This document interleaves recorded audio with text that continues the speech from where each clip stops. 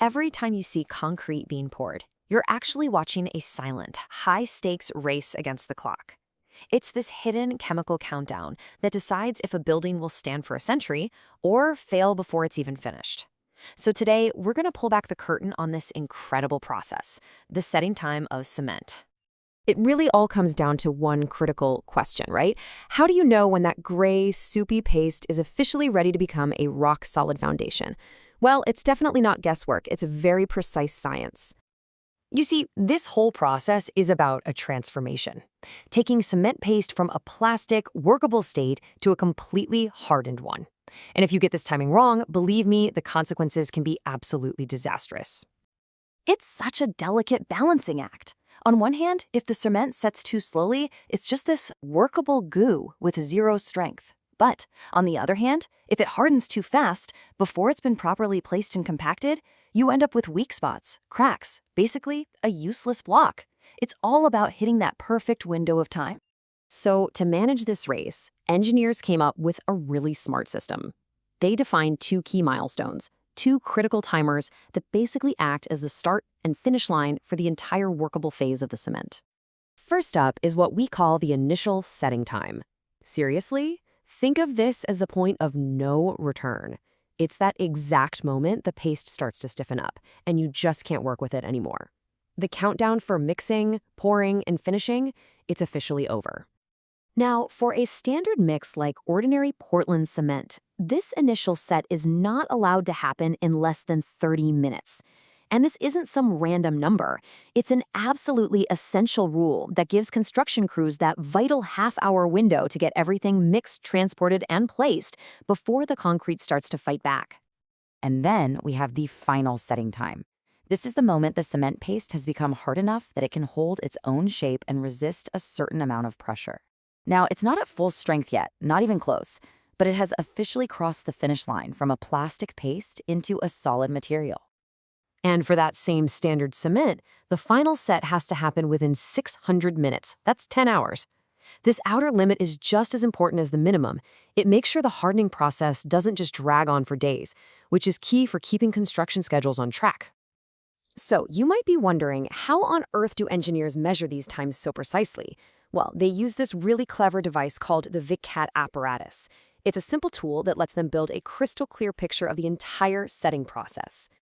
Okay, before you can even think about starting the timer, you have to get the mix just right. First, you do a little test to find what's called standard consistency. That's the perfect water-to-cement ratio. Then, for the actual setting test, you mix a new batch using exactly 85% of that amount of water. And the second, literally the second that water touches the cement, the clock starts ticking. All right, for the initial set, you attach a tiny 1 millimeter square needle to the apparatus. You gently lower it to the surface of the paste and just let it go. As time goes on and the paste gets stiffer, the needle sinks less and less. The initial setting time is officially called at the exact moment the needle can no longer get to within 5 millimeters of the bottom. That's it. That's the point of no return. Okay, initial set is done, but how do we know when it's final? Well, for that, we need to change our tool. The simple needle gets swapped out for a slightly different attachment. And this new setup captures the final moment perfectly. This attachment has a tiny needle in the center of a small ring. The final set is declared at the precise moment the needle in the middle can still make a tiny mark, but the paste is now so hard that the outer ring can't make an impression at all. Pretty clever, right? Of course, this perfectly controlled lab test is one thing, but out in the real world, well, the real world is a lot messier. There are several factors that can completely change this countdown. Oh yeah, lots of things. The amount of water is a huge one. More water generally means a slower set. Temperature is another game changer. A hot day will speed everything up like you wouldn't believe. Then you've got the specific chemistry of the cement itself and even special additives called admixtures, which are chemicals you can add to intentionally slow down or speed up the process for a specific job. And it's definitely not a one-size-fits-all situation. The rules change completely depending on what kind of cement you're using. Just look at quick-setting cement, an initial set in as little as 5 minutes, perfect for a fast repair. Now compare that to low-heat cement, which is used for massive structures like dams. It needs a slower set time to prevent cracking. Each one is engineered for a very specific job. So, after all these technical details, let's bring it back. Why is mastering this countdown so incredibly important in the real world? Well, to put it simply, everything depends on it. It dictates workability, giving the crews on site enough time to do their job. It's the absolute key to quality control, preventing those nasty cracks and weak spots. It drives the entire project schedule, telling managers when it's safe to remove supports and move on. And most importantly, it's fundamental to the structural integrity and the safety of the final building, bridge, whatever it may be. So the next time you walk past a construction site and you see all that activity, you'll know what's really going on.